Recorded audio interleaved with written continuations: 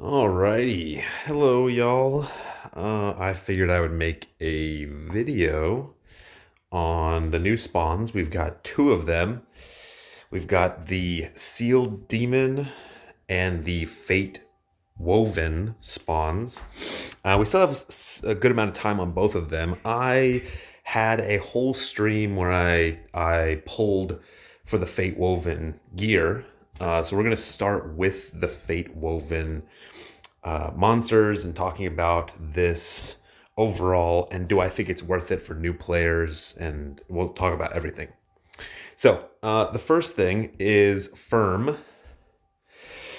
She hits 5 times in red form. She applies 200% buff to everyone. She applies 100% cost, 50 uni, and Dawn to the entire team, as well as Skirmish to yourself. Blue form has a weakening effect on wind, targets all allies, and hits 3 times for 700. That penetrates, so it's a killing type of uni. And then all enemies reduces their cost and their uni by 50. Increases your physical and magical ability power and critical boosts. So 2 types of ability power boosts plus Dawn and Skirmish. Fantastic so far. She gives 60k, which is the top tier of what we can expect from 45 costs. This is exactly what you want. Scorching resistance, fire defense from uni damage by 1,000, paralysis and blind by 70. So overall, I think that this monster is probably around a 9 out of 10. So for something like PvE, you have access to 2 different types of buffs. 200% buff and the ability power buffs. That flexibility is really, really nice. There are monsters like Dark Valk that applies all of these, though. So as far as PvE is concerned, for general players, I would say that this is probably a 7 out of 10 monster. The flexibility is nice, but it doesn't do anything perfectly. For new players, though, I think that this monster is a really, really good catch. Just talking about the flexibility in PvE for new players, I think this is a 9 out of 10 monster because it allows you to get all of the necessary buffs except for Crest and and Field. But we're going to talk about why I'm ranking it so high for new players. Because when it comes to PvP and to guild battles, the flexibility of this monster is incredible. You can use this as a frontline uni building monster for your team. You can use this as a backline sniping monster and also help you win uni. You can use this as a debuffing monster as well on the front line. The flexibility of this monster is incredible, and the stats are also really, really nice. Having high fire defense is pretty good. In the past, wind has been a really powerful element. The only parts that I don't like about this monster are the scorching resistance, paralysis, and blind resistance. The blind resistance is fantastic. I feel like paralysis and scorching could have been something different. But overall, for new players, I say this is a 9 out of 10 monster. It's super flexible in PvE, super flexible in guild battles, and it should open up your monster pool quite a bit. For regular players, this might not be a super useful monster.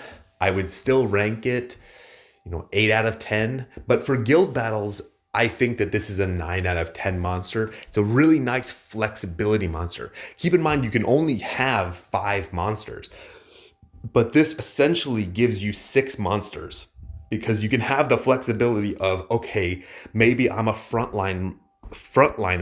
And so if I would swap in and then, take damage and potentially or gain uni somehow, then I can throw this monster in round 1 that'll boost my teammates, we'll all gain uni, then we can one-shot.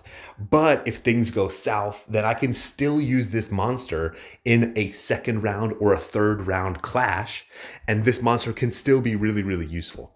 So 9 out of 10 in guild battles. I think it'll still be quite useful in things like PvP. However, I do say that in PvP, you're missing some things, right? You're missing penetration that you would want to gain from something like this. You're missing high killing damage. You're missing defensive aspects. So for PvP, this monster, in my opinion, falls a little bit short. I would say this is probably a 6 out of 10 for PvP, because it doesn't one-shot. The number of hits just isn't enough. But it does add incredible flexibility. And flexibility is really, really important. When you play games like card games and strategic games like StarCraft or League of Legends, flexibility can win you matches. It's all about how you use that flexibility. So I like the fact that this has both forms are really, really useful and both forms are really, really powerful. But I think whether or not this monster is good will come down to the person using it. So keep that in mind. Now for the second monster, the red form is a time extend monster, gives 20 element, gives diffusion, karma resist, blessing, siege, and siege. For blue form, you gain elemental advantage against star, which is fantastic. You get you apply insanity, apply constriction, time slice by 90 seconds, applies diffusion to your team, overcast, and siege. For the awakenings, you get 60k, miasma resistance, which is extremely rare. You don't really see miasma outside of PvE, like questing and stuff like that. Time elemental advantage, which is incredible. Confusion and despair resistance. Now, despair will be a little bit more common nowadays, but not super, super common still quite rare. And then confuse, I like the confuse resistance as well. It's similar to paralysis, but I find confuse to be way more oppressive than paralysis. So I like a lot of aspects of this monster. Not a lot of monsters apply time extend, especially 80 is really, really good. 20k or 20 element to every single thing. That one's mediocre right now. There are quite a few monsters that do this, and most of the monsters that do this apply other things like fields or crests. So that I'm not super happy about. Diffusion is also really nice, but it's only really nice in things like Mobius and PvP and guild battles. So it's confusing why you would have PvE stuff with PvP and guild battle stuff mostly. Karma resistance is also really unique. Not a lot of monsters give it, but it is, and it's also super hit or miss. You'll basically never notice that this will happen. So I don't know how I feel about that. A lot of things also prevent debuffs anyway. Blessing is okay. And then siege. Now this side, I would say I am not a big fan of it. The only thing that I like is the time slice, to be honest. Now that's not saying that you couldn't use this. I think it's something like PvE. This is probably a 6 out of 10, 7 out of 10 monster. Actually, no, I keep it at a 6 out of 10 for basically everyone. For PvP, I'd probably say that this is a 3 out of 10 monster. It doesn't kill. Time extend doesn't matter. And diffusion is the only reason you're using this. But diffusion can win matches. So if multiple people are throwing unis, somebody else throws a uni that's really good but doesn't give a diffusion, you give diffusion, you can win the round. However, I can't give it more than a 3 out of 10 in something like PvP. For guild battles, I am not a big fan of it. However, like I said, similarly, I like the diffusion. I like the time extend. However, currently, I just said however a bunch of times, but currently, time extend is not super important. Now, it can be super important, but I have found from watching GGT matches, from doing this last RGB, and from I'm in the GGT as well. I'm in the Guild Grand Tournament, and we're in the quarterfinals tonight. I have found, in my experience so far, that you can one-shot a crystal with basically no buffs. And time extend used to be used because it was really, really easy to remove buffs, and it was really hard to one-shot crystals. When you're in a meta where it's really easy to one-shot crystals, time extend doesn't mean anything. The only reason that you would want time extend is, for example, if you used a really strong, powerful monster that applies something like Fortify, and you wanted to time extend that, but for some reason you didn't one-shot all the enemies, and the enemies are trying to kill you back. Time extend falls under a weird sort of circumstance. Same thing with diffusion, where it could possibly win you the round, but it's hard to say. So for something like guild battles, I think this form is a 5 out of 10. Again, it could be higher, could be lower, depends on the situation, but it's not a great throw in round 1. It would have to be a clash throw where you're throwing something like Time like Dark Star. Now, when we're talking about winning the clash, you would probably want to use this form because it targets Star. Star used to be really popular, still is really popular. So yeah, I don't know. This form, though, applies Insanity. Again, if you're playing in something like PvE, Insanity doesn't matter. Constriction also doesn't matter in PvE. Time slicing doesn't really matter in PvE. It can, but it's really rare and niche. Applying diffusion is really good. Overcast is okay. And then siege. So really, in PvE, this form is like a 2 out of 10, maybe a 3 out of 10 in certain situations if you need to time slice. But yeah, I'd say most of the time, like a 2 out of 10, you're basically only applying diffusion. For stuff like PvP, again, it's much, much better than the other form, but it's missing penetration, which is really, really important in PvP. So it does apply some really important things and are really oppressive things for PvP. It applies the Insanity, it applies Constriction, it applies Time Slice, so the enemies will no longer have whatever buffs they have. It does apply Diffusion to your team, and it applies Overcast to help you survive unis, and it applies a bubble to yourself. The problem is it doesn't give you penetration. So that means that you need other people to be throwing buffs.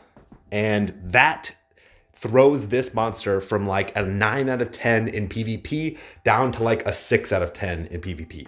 Now it could be a game-winning throw, but I still think you would need other throws on your team. It doesn't uni buff, it doesn't uni gauge buff, it doesn't, there's no other way to boost your teams with this move. I feel like it's just missing something for PvP. Now, for for guild battles, I love this monster. For example, if you're throwing a time like Dark Star and the enemies are throwing something to counter it, for example, like water and fire and stuff like that, if they throw a monster like Durg, which applies Fortify and is a priority monster, I love this monster because it time slices. So you throw this monster and it would go first. You're time slicing all of the buffs off of the monster. You're applying Constriction, Insanity, Diffusion to your team because you know you're going to have follow-up unis. You apply Overcast to help you survive any unis, and bubble to yourself. Now, the only thing that this monster doesn't do is apply a negative field to the enemy side. If it did that, Even if it was a garbage field, if it just applied a field to help wipe things like field protect, this would be a 10 out of 10 monster in guild battles. But it doesn't have that. I still think it's a really strong monster, especially because it counters Time, Light, Dark Stars well, and counters a lot of the star monsters and the star power that exists. So overall, I still think it's an 8 out of 10, probably, maybe even a 9 out of 10, depending on the way that you build your comp. But I think that this could be a really valuable uni in most cases. So I like it. And again, I think overall for new players, this monster is probably a 4 out of 10. It's not anything that you need. Usually when you're a new player, you need a lot of flexibility in a lot of places. This doesn't have it. The other monster is much better. Now, for veteran players, I love this monster for backline throwing. I think it would be really, really valuable. So I'm going to vote that this monster is like 6 or 7 out of 10 for long-time players, especially people who love PvP. Now, going to the weapons, we have Resolution. This one is super, super good. Performs a crit, gives 10 cost, recovers HP, applies uni gain, and 7XL ability power, stacks 3 times, just need the same element. Proc rate goes to XXL. These are incredible. I've been talking for a while about how you need just a few things, right? You need cost gain, especially nowadays. You need uni gain. Things like HP recovery are really powerful. And this also guarantees a crit, but also the fact that it gives you XXL in proc rate is so nice. Having higher chances to proc wins matches. And 7XL without having to stack hardly anything is so easy. I think that this is fantastic. Just in general, procs for both new players and returning players. For new players in particular, this is like a 9 out of 10, 10 out of 10 proc, because you're also, there's other things in the spawn. But for, long time players, this doesn't have the pure DPS that you would normally want to go for. So it depends. I would say for long time players, this offensive proc is more like a 7 out of 10, 6 out of 10, 7 out of 10. It's really, really good, but I can understand why somebody would want more from the proc. Now, when we're going to the defense gear, this is why you do this spawn. Reduces damage incoming by L+, so that's 27.5% reduction in incoming damage. Increases status ailment resistance by XXL. This protects you against beguilement and other things that are coming your way. Reduces ability power by 4XL+. Fantastic. And then damage reduction by XXL. Stacks 3 times, super easy to stack, and procs at an XL rate. These defense gears are, in my opinion, the best in the entire game. For new players, you can use these for probably the next 2 years. For veteran players, you'll probably be able to do the same. This proc is fantastic. It is probably the best defense proc in the entire game. I have a bunch of them. That's why I spawned this. Now, overall, I warn people against this type of proc, or this type of spawn, sorry. There is no guarantee of anything. I have done this type of spawn, and I have spawned 600 gems before in this type of spawn and gotten nothing. So just be aware, when you dump your gems into this spawn, there is no guarantee of anything. Now, this time around in my stream, I spawned about 2,200 to 2,500 gems just in this spawn. And I was looking for hats and armors. In all of those spawns, I got 1 armor. 2,500 gems, and 1 armor. So keep in mind that this is a YOLO spawn. Do I regret spawning it? No, because I got tons of weapons, tons of things that I can use across many different aspects. I revamped my defensive set, and I got really powerful monsters. I think both of these monsters are good, and I got multiple sets of them, so I should be good for 45 cost and fully awakening lots of monsters. So I don't regret it. However, I do not recommend that for most players. For new players, I recommend avoiding this spawn, because when it comes down to it, for new players, every single gem matters. You need value. Value is king for new players. This spawn doesn't guarantee anything. For long-time players, I do recommend this spawn. I think that it takes you from a mediocre player to a top tier player, and it can do that in just one spawn with this defense gear and with, the way that you use your gems and your metals. So I like this spawn a lot, but it is a very YOLO spawn. Overall, I think this spawn is a good spawn. There's lots of good stuff in it, but don't expect to get anything, and expect when you get nothing, don't be surprised. So now let's talk about the Sealed Demon. There are, I'm going to talk about the abilities on each of these first. They're all 15 uni to use and 15 seconds. This one hits 5 times and prevents uni activation. Fill, I think it's okay. It's fine. This one does the same thing, but penetrates nullification and vulnerability. Again, fine. This one does the same thing, except for it hits 3 times. It hits a total of 6 times, and then prevents uni gain. Again, it's fine. This one hits 5 times and prevents uni gain fill. It's fine. This one heals. It's okay. It has a different cooldown than the rest of them, which is interesting. And then this one, which is basically the same thing as the gun. It penetrates, and it's fine. I don't think that you would be spawning any of these. I don't think you would be doing this spawn at all for the my brain went blank. I don't think you'd be doing this spawn for the abilities. The uni abilities are just fine. So let's talk about the procs themselves.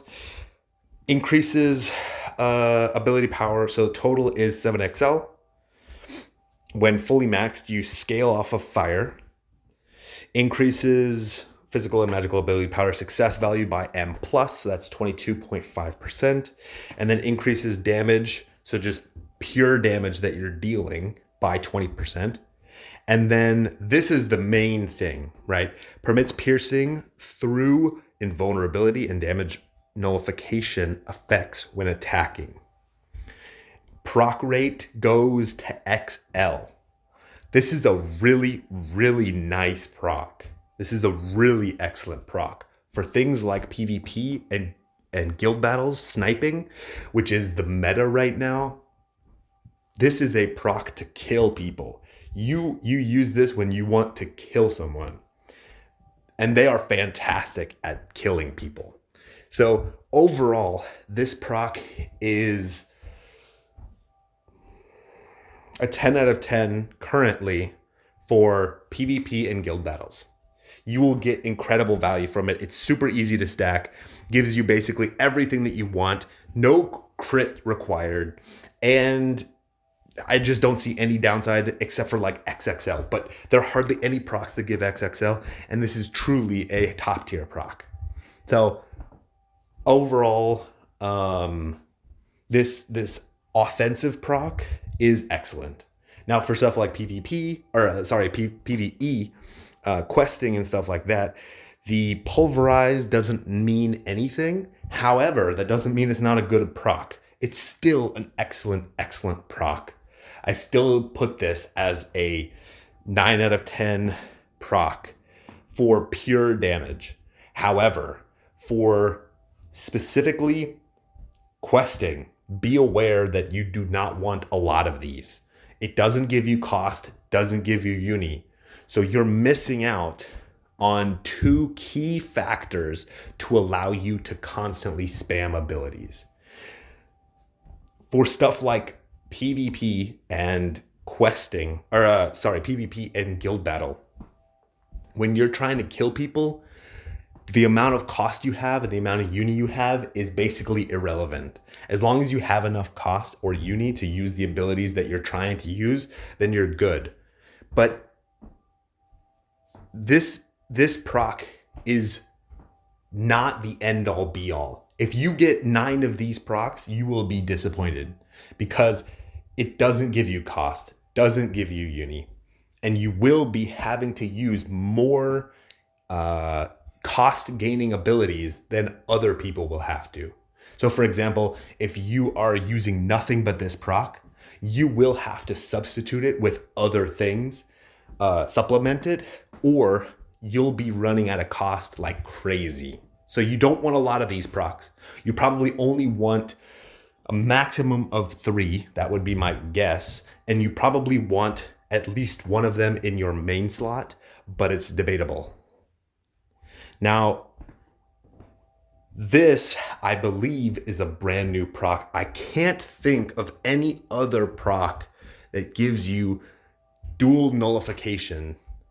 So although I think the weapon proc is a rerun, I don't think that's the first time we've seen that weapon proc.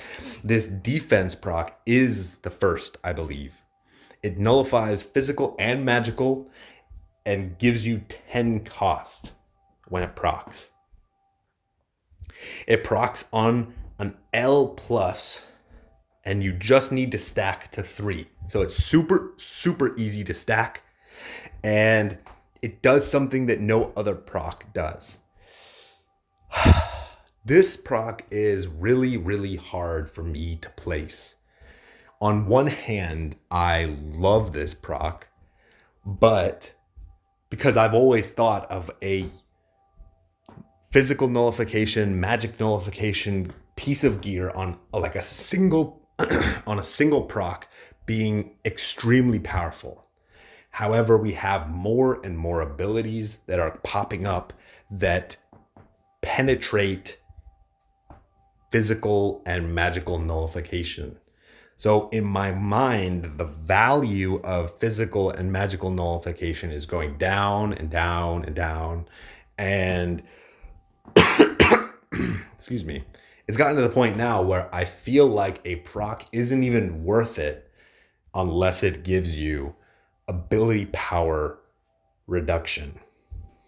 And this one, in my opinion, it's a super unique proc, but I don't think it's super valuable. In something like questing and PvE, it could be really valuable. It probably is something like an 8 or 9 out of 10 in PvE, just because the bosses and monsters usually don't gain penetration or nullification, so that's quite interesting. And then for PvP, I think if you ran, for example, one of these, I think it could be okay. If you main slotted one of these, I could say, okay, I understand that, and maybe you could get away with it. Running any more than that, though, I don't think it's worth it. So I'm going to put this around a 6 out of 10 for PvP. And for guild battles, same. It's going to be like around a 6 out of 10. Now, that's not necessarily the final result. It's possible that I'm wrong about this. It wouldn't be the first time that I'm wrong about this. But I'm, from what I'm experiencing, it seems like most players are using abilities like Glistening Edge from Soldier, and they're basically one-shotting people. And a lot of the abilities that people are using that I've seen that are coming out are nullification ignoring procs. So this is kind of a miss for me. Currently. Now, that's not necessarily going to be to say that this will be the forever proc. Like, it'll always be that way. But yeah, it's okay. It's okay for now. Overall, for new players, I'd say that this proc is expensive. It's probably around 600 gems. I think both of them are around 600 gems. But I personally think that this, for new players, the weapons are really nice. Maybe getting one or two of them would be worth it. But I value getting a few strong uni monsters first for new players. So if you don't have good unis, I wouldn't even recommend touching this spawn. For older players or people who wanted nice flexibility in their sets, I think the procs on these are fantastic. The uni abilities are a miss, in my opinion. They're just kind of meh. But yeah, I think that overall both of the procs are quite interesting. And both of them, the attacking and defensive procs, I think both of them are worth considering for older players. So yeah, that's pretty much it, and I will catch you guys later.